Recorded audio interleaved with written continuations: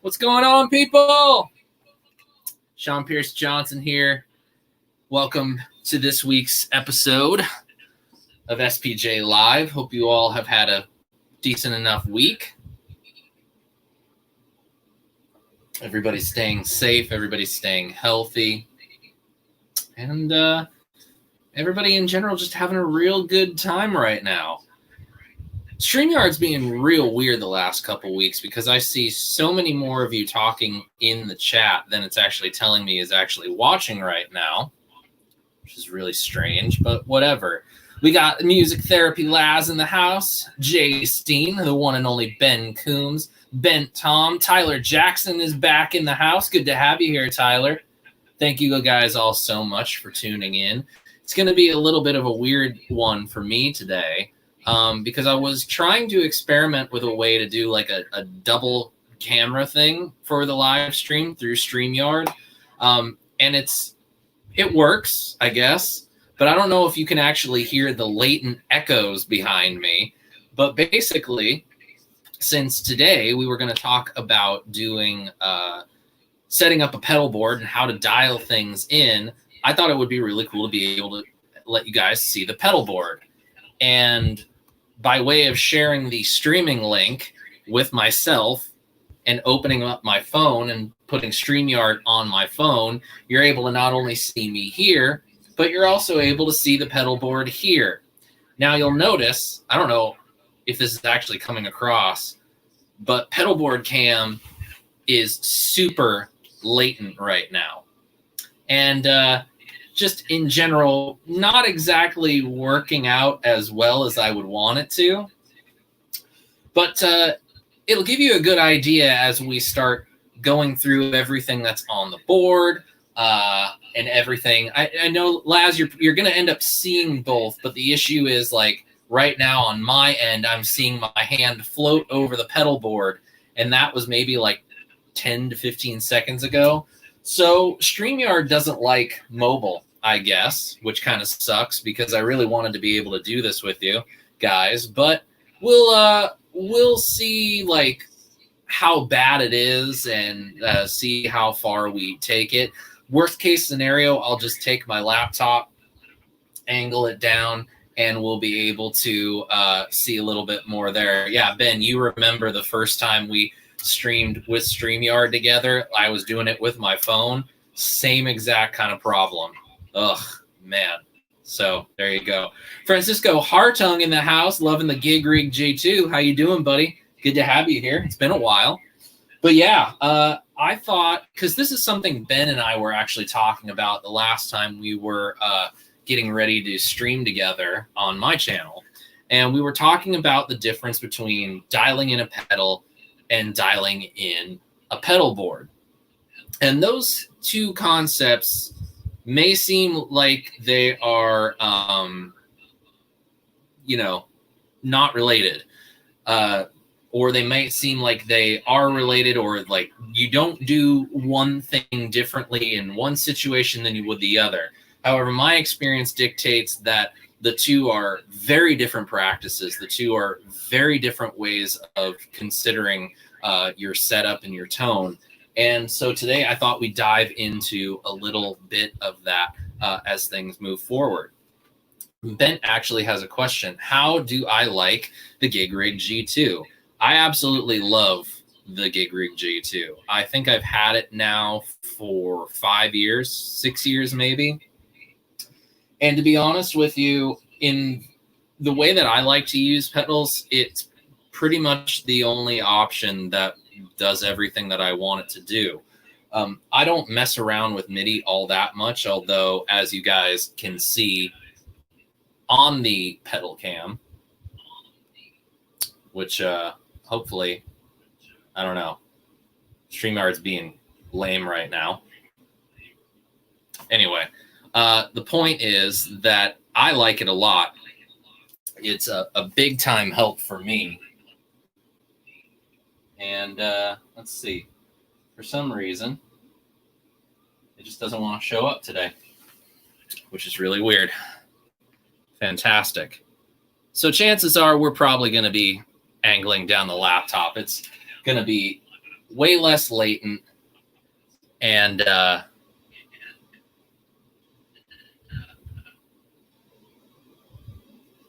just going to kick that guest off. But basically, it does everything that I want it to do. I don't mess around with MIDI all that much, so everything is just kind of in its own little loop on G2, and we're basically able to, do what I need to do with it. So, as Tyler says, why is that thing so dang pricey? But love one, but man, they're up there in price. They really are. And, I saved the money for it. So that's one reason that I ended up going with the option. But the point is that it was exactly the thing that I wanted at a time where there weren't a lot of options out on the market. So I went with the thing that did the thing. So it was pricey, but because Gig Rig's a small company, they're not Boss. They're not Electro Harmonics. They're a small company, and the product that they make is very specialized, and you kind of just have to look at it that way. Yeah, Ben, I think StreamYard needs to stop all this stuff with the processing and whatnot, because their description of it makes absolutely no sense. And it changes every time I use it. That's the one thing I don't like about StreamYard, is I have not found a setup that I absolutely like with it. I did it on, the phone, and it was still terrible. So, when it's when you don't have to do anything and you're not trying to incorporate other things into your stream, like like guitar audio or things like that, it's fine, like plugging in a microphone and just doing whatever, but it's not been that great.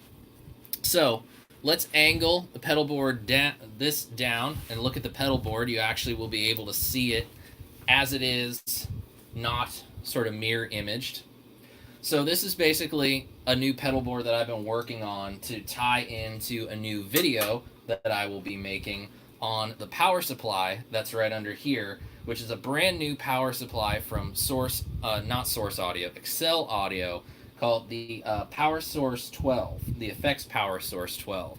It's a super high current power supply that feeds power to not only the G2, which requires a pretty hefty amount of power, but it also is able to supply power to this, which is my Line 6 Relay G70 wireless system. This thing eats up a whole lot of power, needs 500 milliamps minimum. If it's not getting 500 milliamps, it has noise issues, it has connectivity issues, it has drop in and drop out issues. It's just the absolute 100% worst thing in the world. This needs the most power on the pedal board. And thankfully, Alan at Excel Audio was kind enough to think of me when he was getting ready to send some of these out for some reviews. Because if you guys recall, this setup is very similar to the board that I built for the Vans Warped Tour a couple of years ago. I used this Woggy pedal board, and I used all Excel Audio power supplies in order to basically supply power to every pedal that was on the board. So with that idea in mind, I kind of set about building a board that would take full advantage of that power supply, power everything that's going to be on the board, but also would do things that those two power supplies together may not do as well as this brand new one.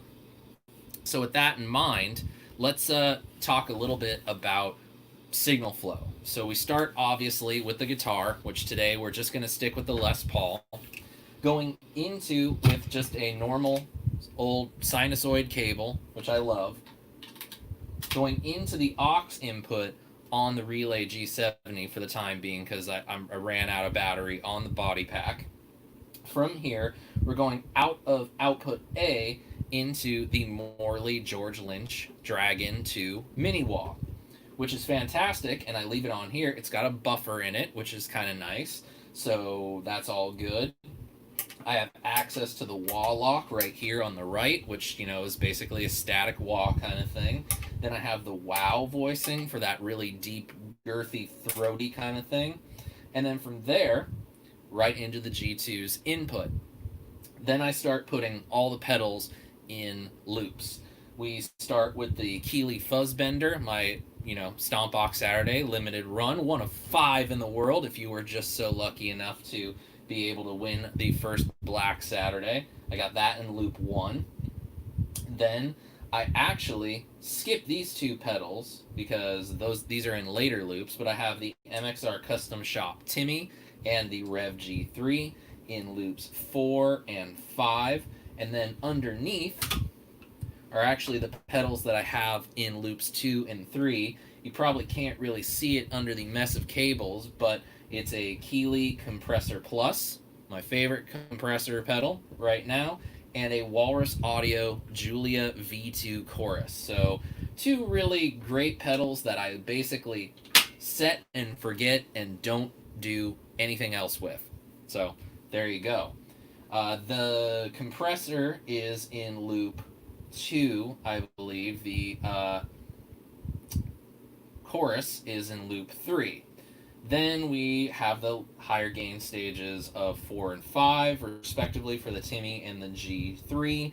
And then we start getting into everything that's on the top row right here, which is all the time-based stuff. We start out with the Tonal Recall from Chase Bliss Audio, the red knob mod, as you can see right here in loop 6. Loop 7 is the Dark World Reverb, which I use for a really hefty kind of ambient reverb sound. Then we go into the Mako D1 delay from Walrus Audio. Friggin' fantastic, very powerful delay. And then finally the Echoes, because why not? I also have this at the end because I have the looper, and that way everything that comes before Echoes I can layer on if I'm in looper mode on the Echoes, and then use the Echoes however I see fit. So basically, you might think to yourself, okay, what's the deal with the way that you have these arranged? Why wouldn't you kind of go in loop order? Well, this is one thing this is a little dial in the pedal board kind of idea. And that is one of the things that you can start dialing in is your placement of your pedals. Notice everything right here I need access to. G2, right front and center, everything right at my feet. I have this side for presets, and this side, these 6 switches for instant access, stomp box mode kind of things. Nestled right next to it is a TC Polytune 2 Mini, which is always on, and then I can go up to my tune preset, which mutes the entirety of the G2's output and goes purely to the tuner. Wah right here, right up front, so I can, wah wah wah to my heart's content. And then also, if I want, I can actually use the Relay G70 as a tuner or a mute. So there's two different places for me to be able to mute the signal. But this one's pretty logical. It's just a nice, easy plug-in point right at the front of the pedal board. I don't need to get my feet up to the Fuzz Bender, the Timmy, and the G3. These stay right here, but they won't fit under the bridge because the bridge is where I house the power supply. And then basically, when it came down to placement of the pedals on the board, I had to think of what are the things that I will definitely never want to change the settings of. 9 times out of 10, compressor and chorus. I have a sound I like and I leave it the hell alone. I do not mess with it. So that made that choice logical. But then, what about the way that things are placed here on the bridge? Well, I have this placed here, the tonal recall, which is probably not prime placement right now just because of what I have the cable, right here going to one of the amplifiers that I'm plugged into today. The tap tempo switch is right here, right at the edge of the pedal board.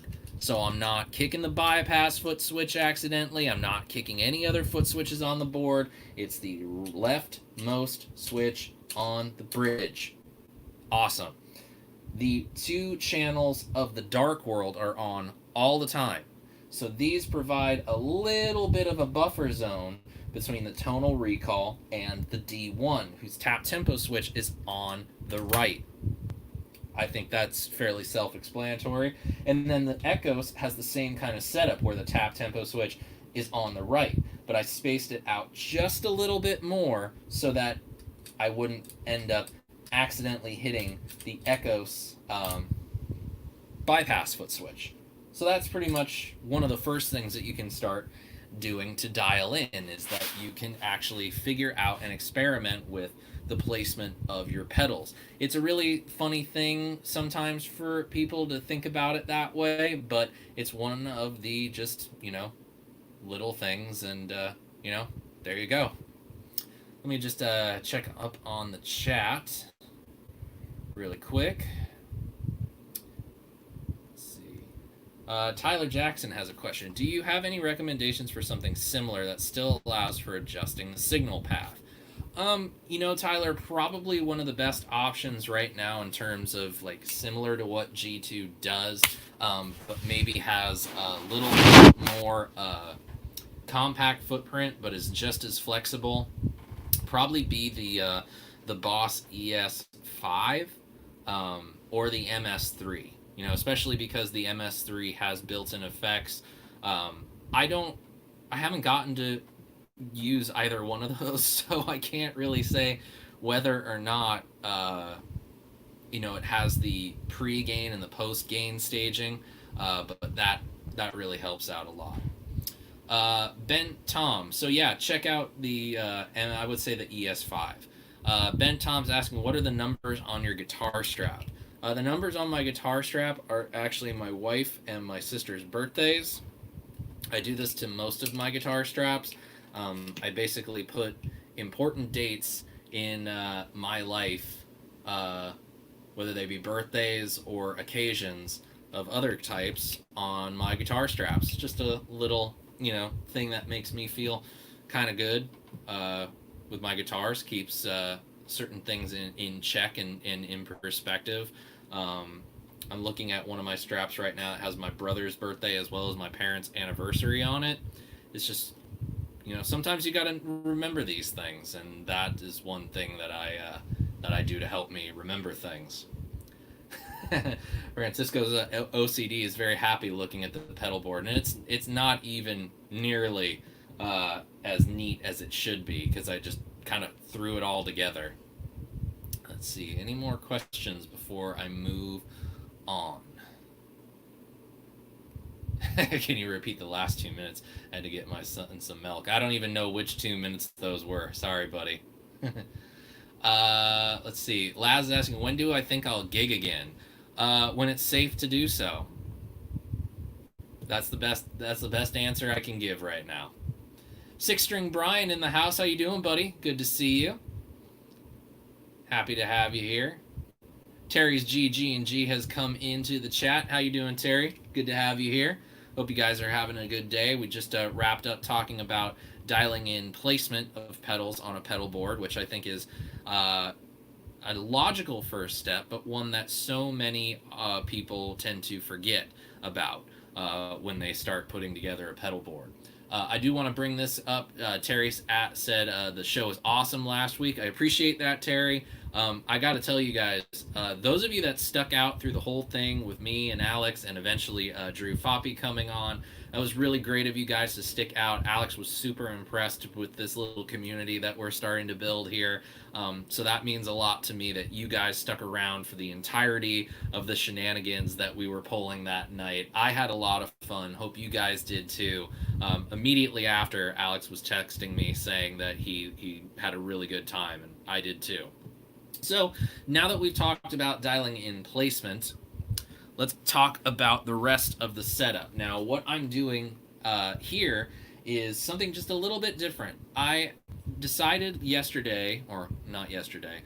last week, to rearrange the live room in my home studio, where basically all the guitar cabs and combo amps are set up.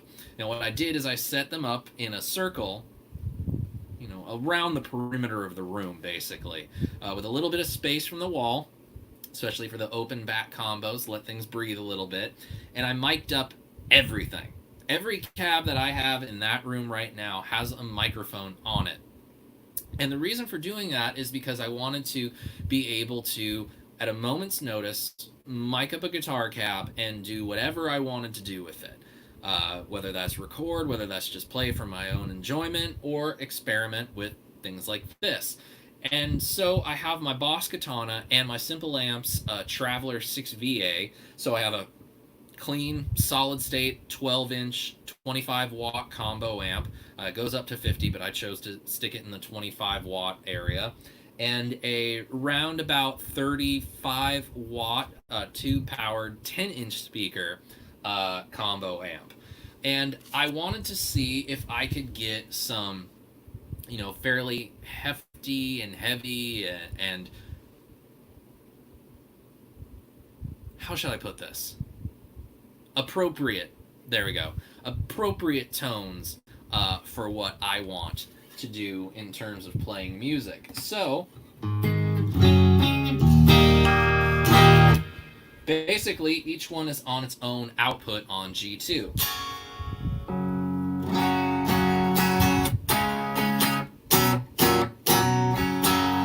That one is the Simple Amps Traveler.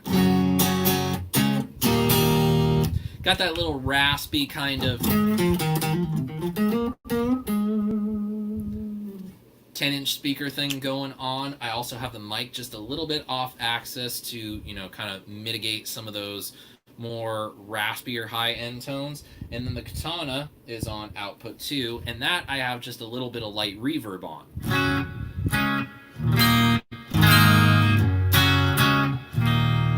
And that I have just straight on the cone. But what's really cool I noticed about the Katana as I was miking it up is that the way that the speaker is oriented in the speaker cabinet, there's actually quite a bit of distance between the center cone of the speaker and the microphone. So even if you're closed miking a Katana, you're actually getting a lot more air than you might think. So I believe the capsule of the 57 that I'm using is only about 1.5 inches from the speaker grill, but I feel like it gives me this really great fleshed out sound. Then adding in the Traveler, the Simple Amps amp, I feel like it takes this sort of mid-scooped sound and adds in a little bit more cut and warmth.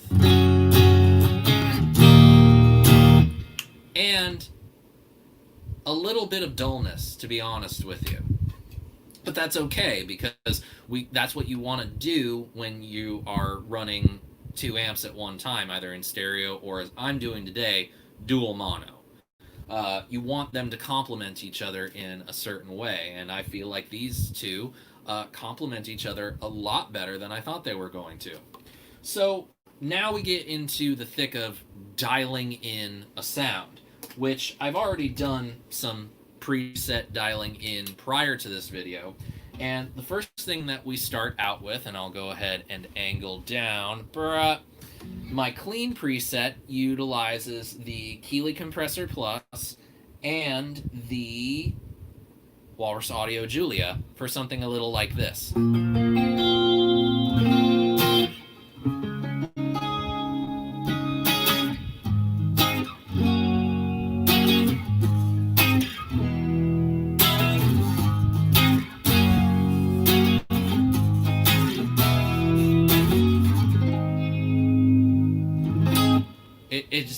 It sounds so good.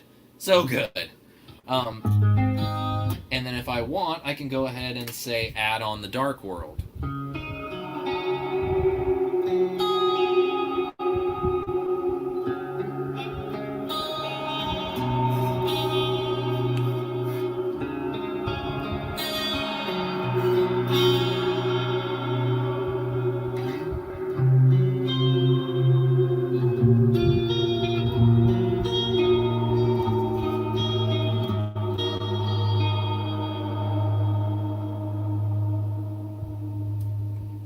Or take off the Dark World and add on the, there it is, the Echoes.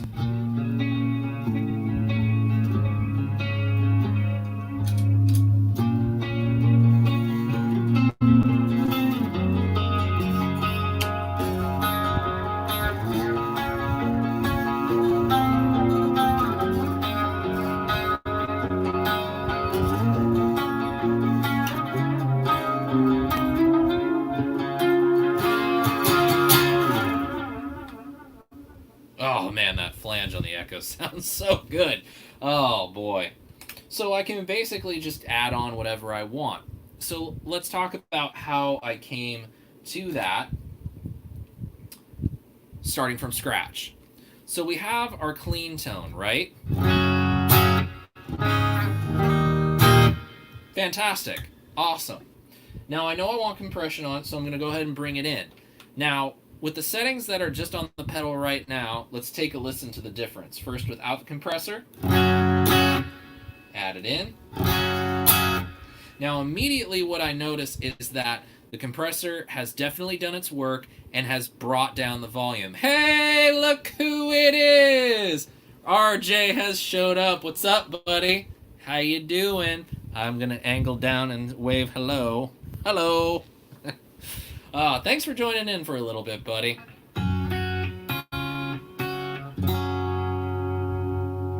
So the compressor is doing exactly what I wanted it to do. It's limiting those dynamics so that nothing that is up here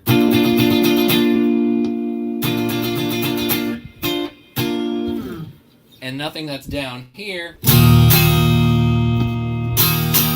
everything's nice and even, and especially when I do stuff like this.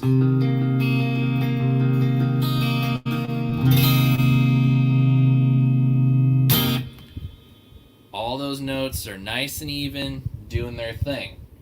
But we sacrificed a little bit of volume in that setting. So there's two ways that I usually like to work with compressor pedals when it comes to making up for that volume loss.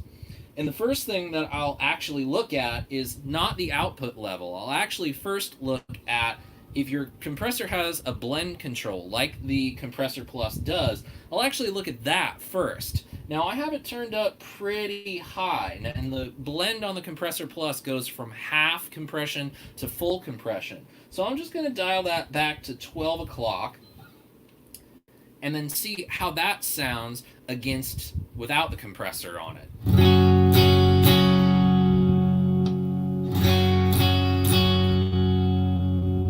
So it didn't really do anything for the level. It just really kind of it brought back some of the detail, I would say, of the sound. Where I had it originally, it was maybe a little duller. So if the blend knob isn't going to be what does it for you, then you know that you can then move on to the level control, which I'm just going to bump up ever so slightly.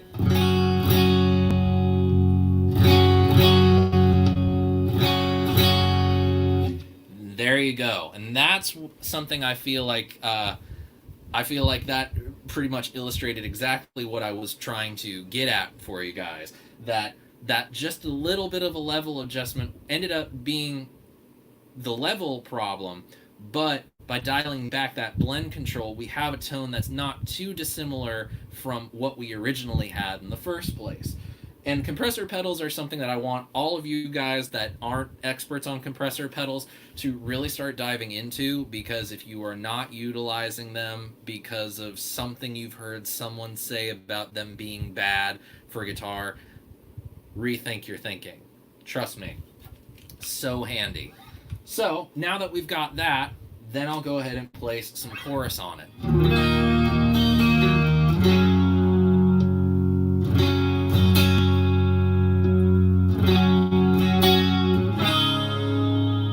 Interesting. Notice how our level just kind of apparently upped itself there?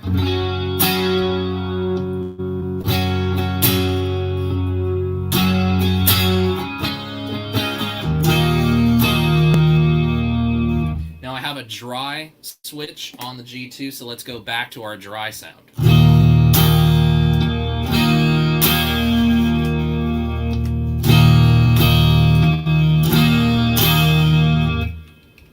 It's interesting because we do have a little bit of a discrepancy in level that I think is more assumed rather than actually there in and of itself. They call that psychoacoustics, in case you're wondering. So I'm going to leave well enough alone and just say that works for me. And yeah, I'm pretty happy with the clean tone as it stands right now. Ah, Keone Hernandez is in the house. How you doing, Keone? Good to see you.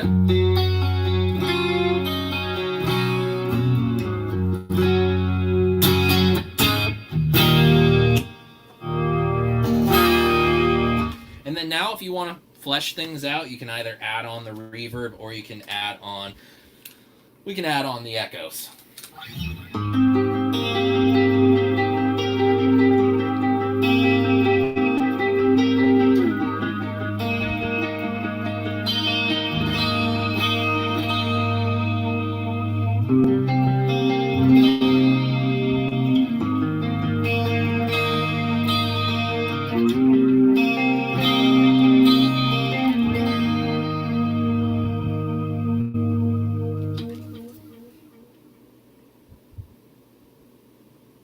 This echoes just sounds so good. Oh my god, it sounds so good.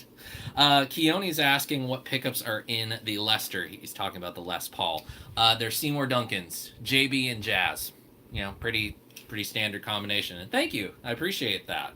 I appreciate that you think that they sound good. I think they sound good too. I have not really come across a pickup combination that from Seymour Duncan especially that hasn't worked for me, but this one really does suit me. All right, so that's kind of dialing in a clean sound. Now we need to move on to dirtier things, and well, the Rev G3 is pretty awesome for that.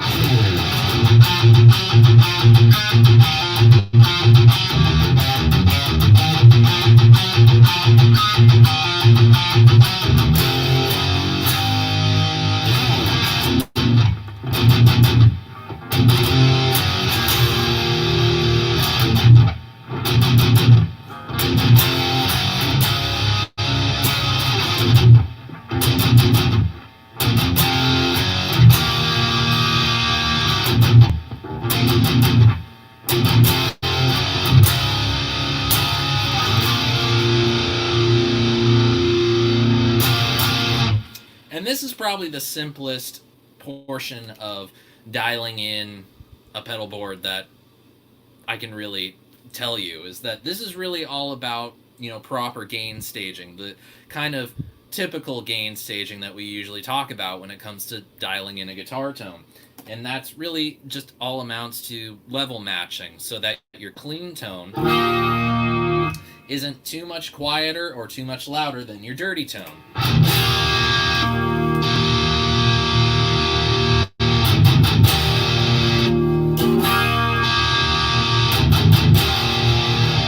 However, there's more than one way to skin a cat, as they say. I don't know who came up with that saying. It's a weird one. But let's talk about those ways to skin a cat. First one being the fact that you can, of course, increase your level, which is obviously, the first thing that you would go to. But what if I told you that there's another way that you might be able to increase your apparent level? You guys probably already know what that is, and that's your mid-range control. If I go to this dirty sound and just turn down the mids, kind of just listen to it and get a feel for what you're hearing.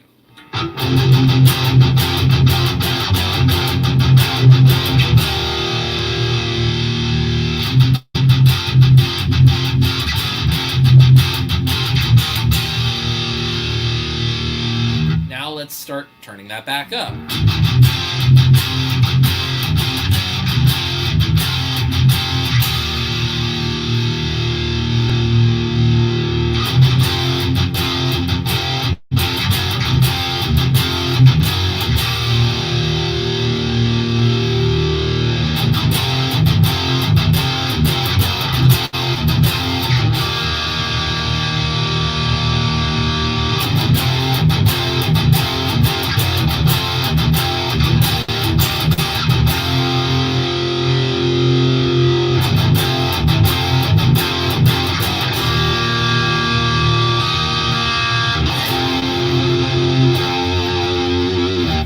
So mids, as I've said so many times on the channel, and I'm sure I'm not the only person you've heard this from, mids are the most important frequency spectrum for the electric guitar. Our instrument is a mid-range instrument. So, in a way, by adding more mids to your sound, more of you gets heard. You notice as we started to scoot those out that sure, we got that really cool, basically, and Justice for All kind of sound, but we kind of got lost a little bit. Once you put everything in a mix and there's no mids in the guitar sound, you basically have taken away the guitar's place in a mix. Add more in, or even just leave the mids alone, and you will be heard and still be able to get nice, chunky rhythm sounds and nice singing, slightly cutting, but at the same time, pretty mellow kind of lead sounds. Now me, I typically like to just leave the mids on the G3 at noon. It works for me. And from there, I'll dial in the bass and treble however I see fit, which then goes into the next thing that I usually end up dialing in, and that's a lead tone. Now, what I do for leads with this pedal board is it's just the G3 and an echo, which in this case is the tonal recall.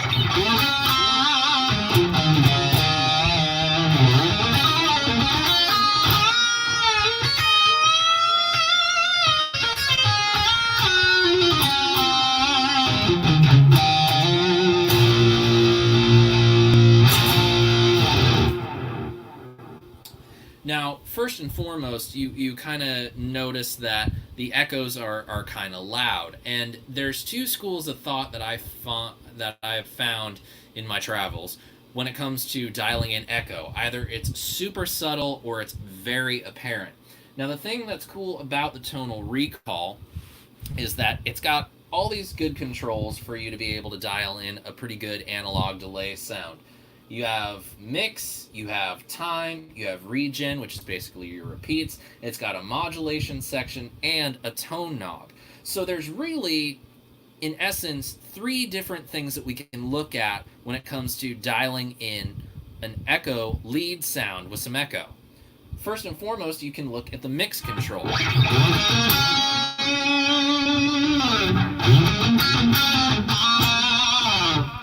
Which is the most apparent. But what's really cool about the tone knob is it has this really wide range to where you can get some really dark and murky echo sounds. Notice, we could even turn the mix knob up back to its original position. And it's almost like the repeats are non-existent. That's how dark you can get them. By filtering out more and more high end of the repeats and making them darker, we kind of start burying those repeats.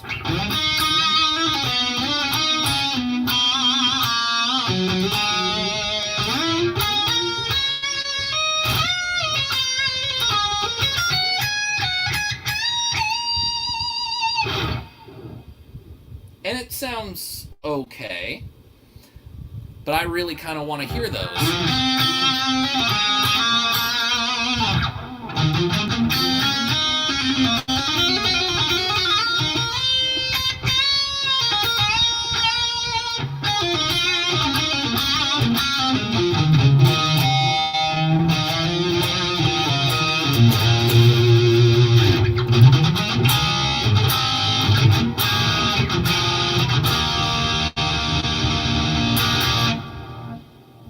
Now, what's pretty crazy is I was on the long delay chip. This is a short delay chipset, a long delay chipset, or you can use both. And I'm not even nearly working it as hard as I could.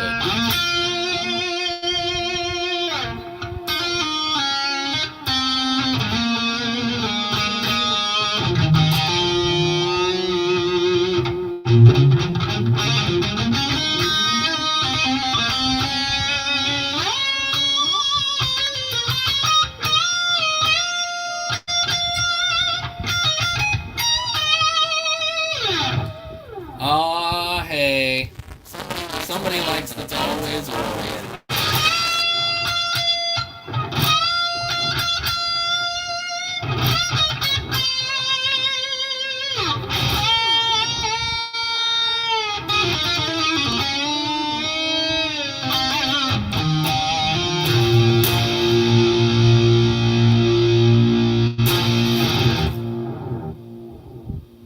And I actually don't mind those repeats that dark, because when I hit the note initially, I get a little something there, but as they dissipate, they kind of duck away from me.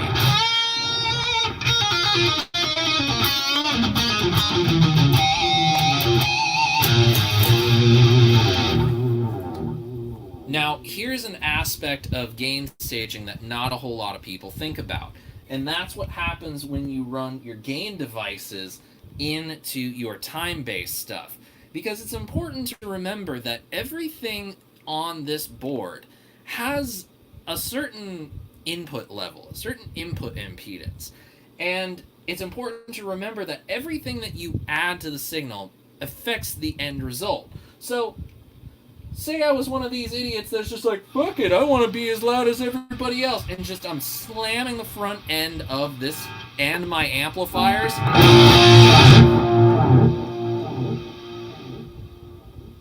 That was just a little much. We don't really need that. We need to sit in, and it goes to something that Keone just asked. I assume you still fine-tune with your live band, or already got a good ballpark like you mentioned, important mids. Exactly. What I'm doing here is all about ballpark.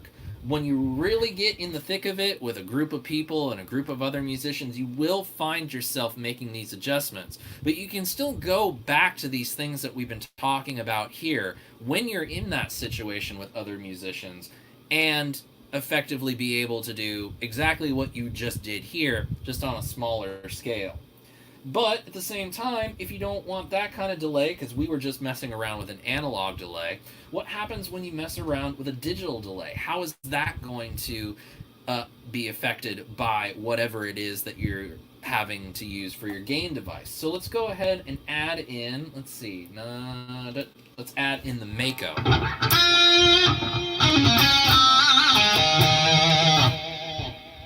Notice a much different sound, much crisper, much cleaner. That's typical of delays. Now, what I find with digital delays is that these are a little bit more lenient these days. Not so much the old school digital delays, but these more modern ones are much more lenient with the level that goes into them. They have a little bit more headroom, especially, given the amount of power that these digital pedals need. The more headroom that they have, the more that they can take going into them. And so I don't find them to be nearly as susceptible to input levels as, say, an analog delay. But analog delays have their charm, thus they have their place.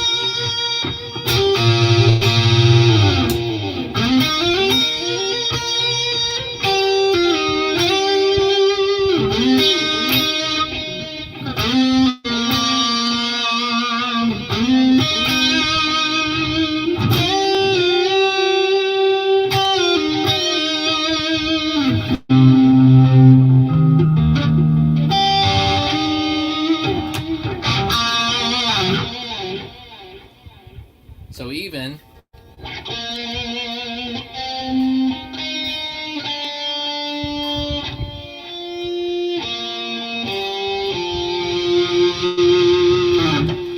since the Mako has a mix knob that you adjust your wet-dry blend, this one does a really good job of basically doing exactly what you want a mix knob to do, starting to dial in that wet signal, that echo signal, into your dry.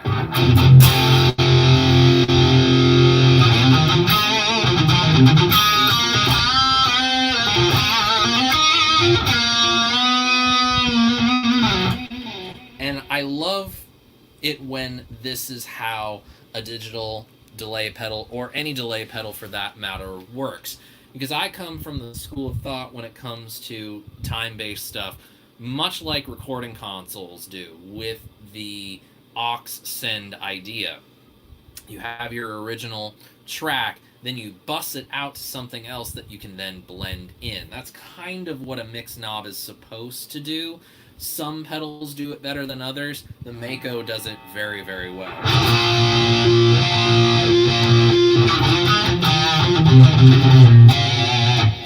Okay, now I kind of like that. It works for me. I can dial in the appropriate tone till my heart's content. I don't need to worry about all that.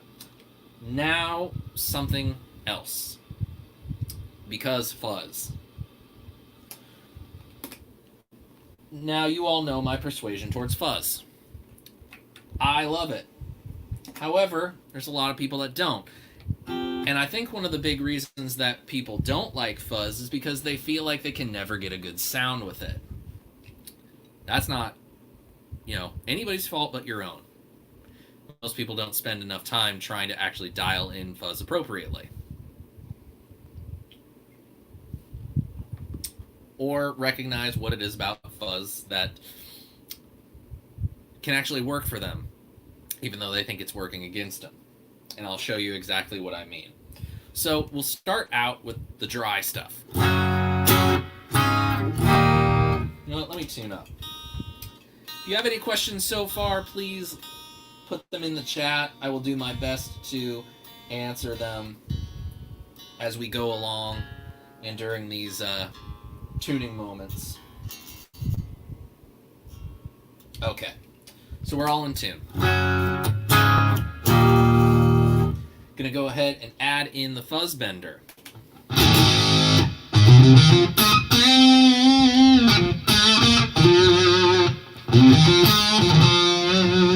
Compared to the dry,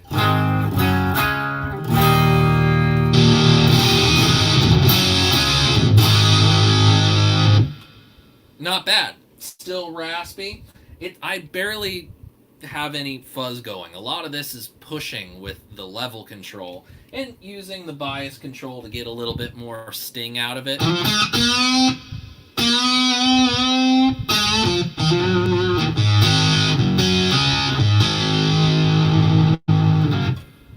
But I usually like to run fuzz into something a little dirtier. So I'm going to go to this little patch that I have called Grit Lead. Now basically what I do here is I take a low to medium gain overdrive and an echo to be something a little bit more controlled in dynamics. And I think that the Timmy performs pretty admirably in this sense.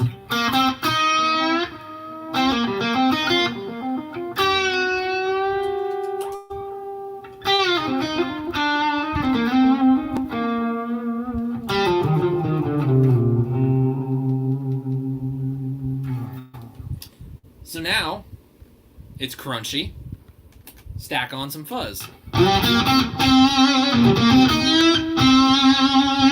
You hear how that just kind of rounded those harsh edges of fuzz and just homogenized into this very beautiful kind of stinging and spitty sound.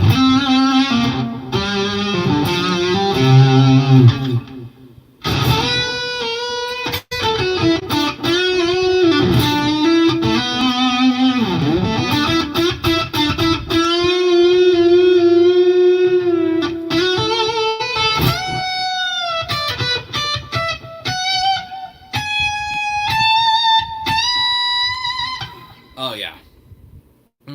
That works.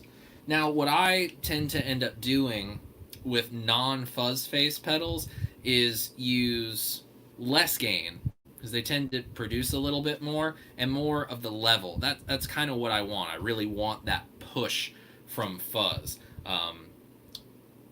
But this one is one of those pedals that I just find myself always finding a sound that I like, and no matter where I set the knobs. I could turn the fuzz up if I wanted to.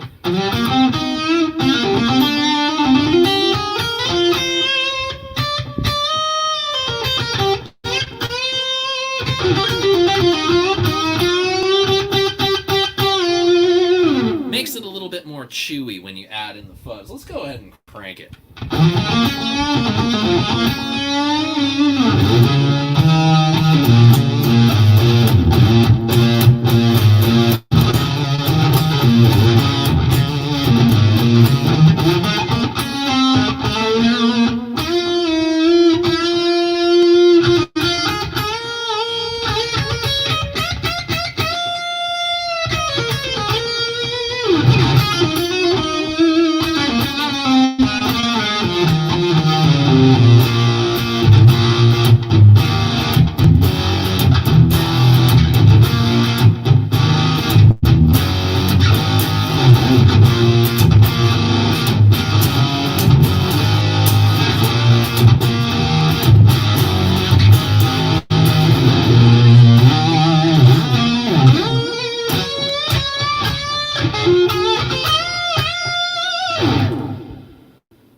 Okay, if I go on too much longer, I'm going to have too much fun. But what's interesting about that sound is it's got all the high end I need, but the treble is turned back to 9 o'clock. I'm just going to put it up at 12. That's pretty good. If I want it just a little smoother.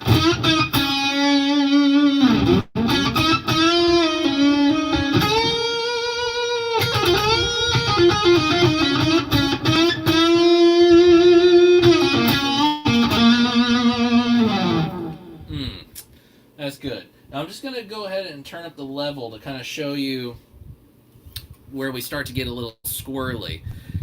It's important to know, I think, whenever you get a pedal, how much output is actually coming from the volume output. If you don't know that, you don't know how far you can push things and what you can get away with. Let's take a listen to the original grit lead sound. And I'll push it with the fuzz.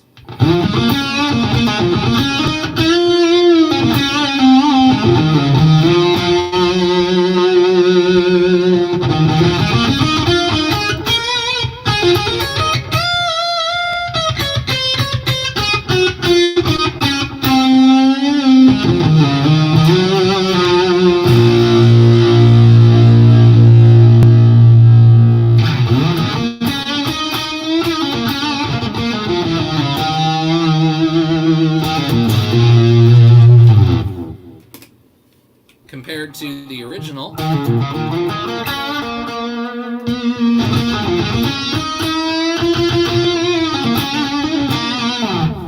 Now, what's great is with that sound, we didn't get this like super splattery kind of thing where you could tell that the output of the Fuzz Bender was starting to clip the input of the Timmy, which is really nice. But you're not always going to be that lucky.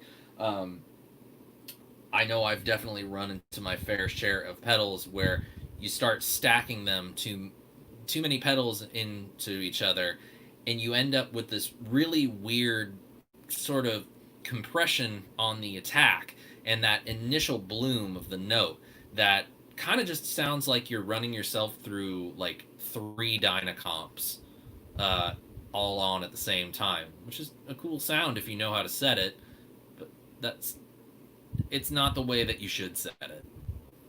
But those are just some things to kind of keep in mind as you guys start to dial in a pedal board. Think of the group rather than the individual. That's at least what I've come to find. And if you guys want to talk more detail about this in a future video or hopefully on a future stream, we can do so. I wholeheartedly think that this is something that not a whole lot of guitarists think about. They just start acquiring pieces of equipment, they start acquiring gear, they start acquiring pedals, and they just throw everything on a board and expect it to work for them without actually doing any of the work themselves to make sure that they can sound as good as they possibly can.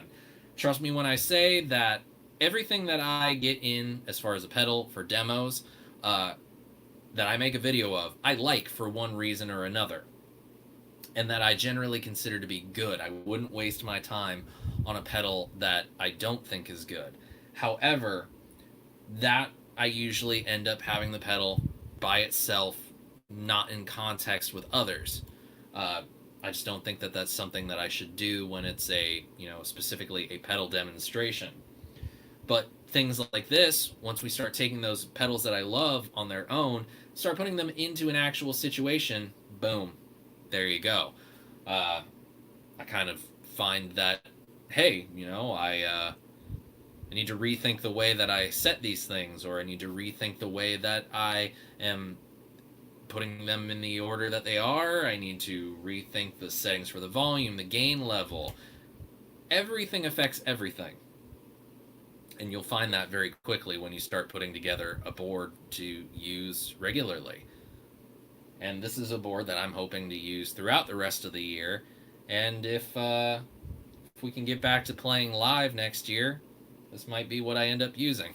There were a couple questions that I want to get to. Tyler's asking, with the Keeley Fuzz Bender being germanium and silicone transistors, how important is it to have it early in the chain? I was advised to always put germanium fuzz early. Well, Tyler, most people, when it comes to fuzz, they always tend to default to having fuzz pedals be first in the chain. When it comes to the Fuzz Bender, I can't say with 100% certainty whether you should have it first in the chain. I have just gone ahead and elected to have it be first in the chain because it just makes the most sense to me. I do find that most fuzz pedals I encounter, the truer a guitar signal that it can see, the better. But that's not to say that it couldn't perform just as well further down the chain. But for me, I tend to not use fuzz with modulation. So what I'll end up doing is I'll have fuzz first, then modulations, then compression, then overdrive, distortion, things like that. Then all the time-based stuff like echoes and reverbs, things like that.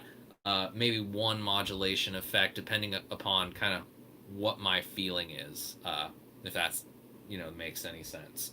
But I just put it there kind of by default because it makes the most sense to me. I just like the way that it sounds right there. I could very easily experiment with it in other slots if I wanted to.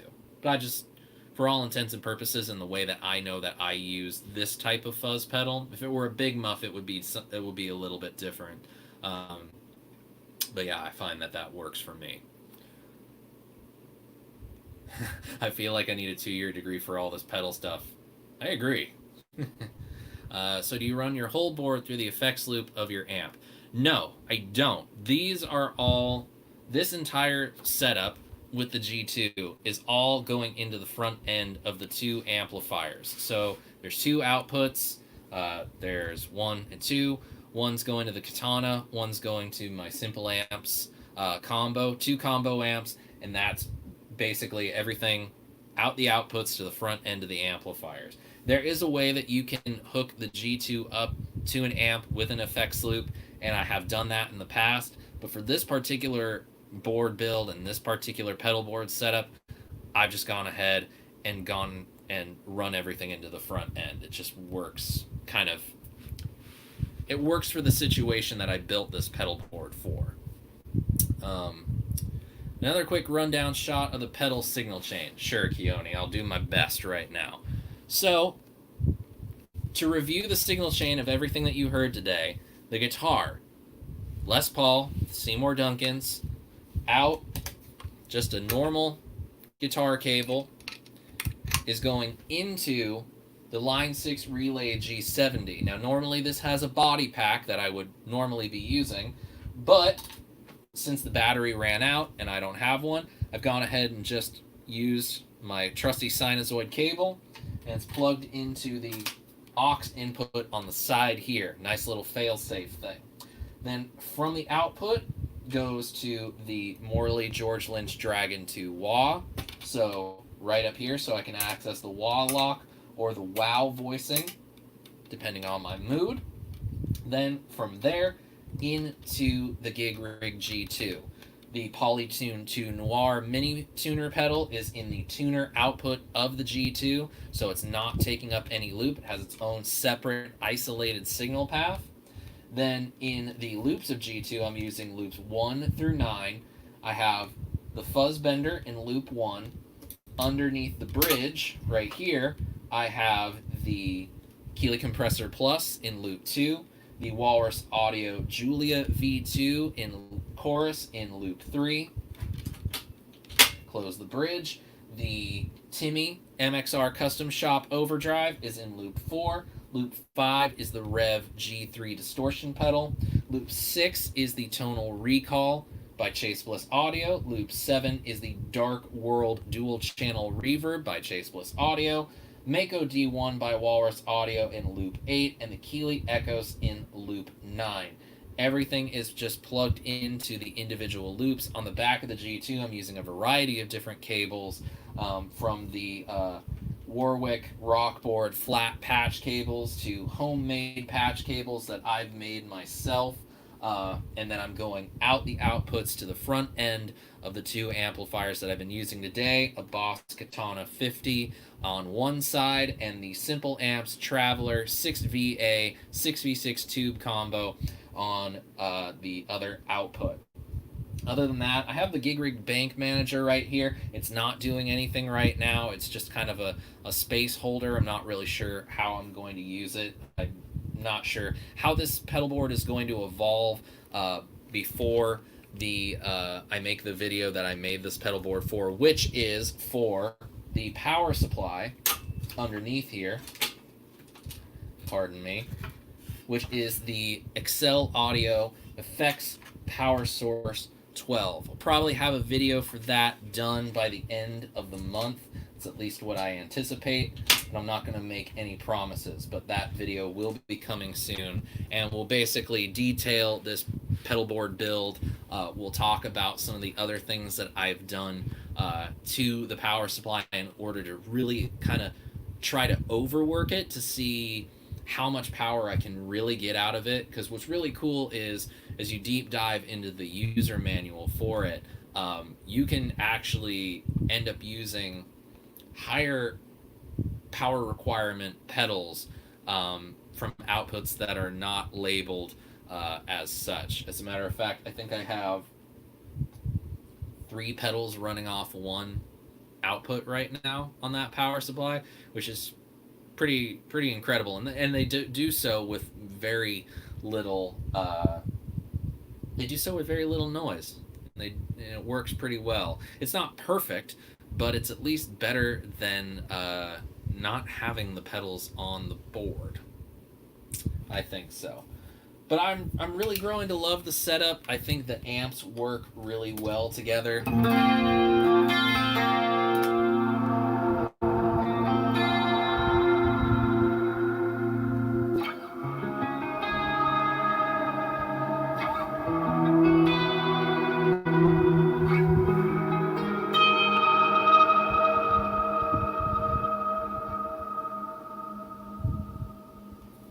And I think some of the sounds that I've got dialed in are really fun to play around with.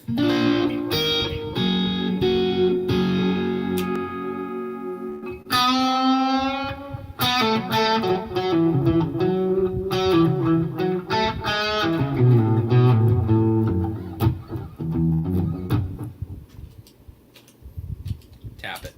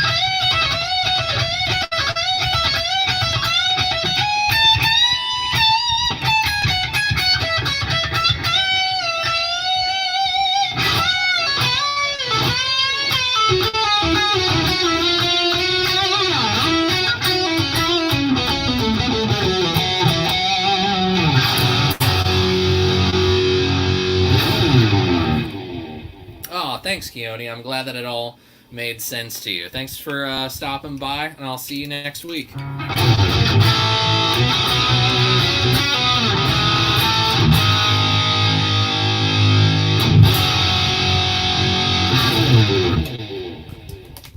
Yeah, guys, it's pretty hard to argue with this. It's definitely been working out really well for me in experimenting. I'm definitely seeing this being a real possibility of moving forward as far as setup is concerned. Obviously, I love my rock reverb, and I always will, and I'll always love orange amps to death, but I'm really surprised with the way that this is working. However, having some preamp pedals definitely helps to be able to use the Petal Baby to be a rather awesome little lightweight rig. And so maybe we'll talk about that on another live show about or maybe we'll actually just do a nice little video about the misconceptions on using distortion pedals and overdrive pedals as preamps. I hear a lot of guys talk about being able to use them interchangeably like you would a preamp, and the thinking is flawed. It does work, but it's not. Yeah, it's a flawed way of thinking, and I'll explain why when we do that video, either as a stream or as a fully produced video. But guys, it's getting to be about that time. We've been going strong for about an hour and 10 minutes right now, and I really want to thank all of you for stopping by and spending some time with your old buddy SPJ. Keone, thanks so much for the compliment. I'm really glad that you were able to join in tonight. Just like you, Laz, just like Ben, just like Tyler, just like Lillian, just like... Where is everybody? Yes, I'm going to read everybody's name. Just like Terry, just like RJ, just like Bent, just like, I said Tyler's name, said Terry's name, just like Six String Brian, just like Jay Steen, just like Francisco, just like... I think I read everybody's name. Oh man, I read everybody's name. But it is get about that time. Thank you guys so much for tuning in and joining your old buddy SPJ.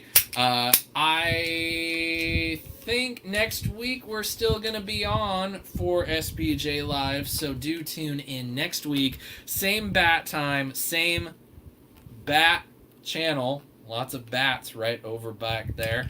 And if you have any questions about this in the meantime, until I can really get to you... yes, of course, Lillian. Thank you so much for coming here, and thank you for the compliments on the bends. And if you have any more questions, use the comments on this, and I'll do my best to answer. You can also find me on social at Stompbox Saturday, and I'll do my best to answer those questions. And until next time, my friends, stay safe, stay healthy. I wish you great tone and happy stomping. See you next time, Bat fans. Have a good night.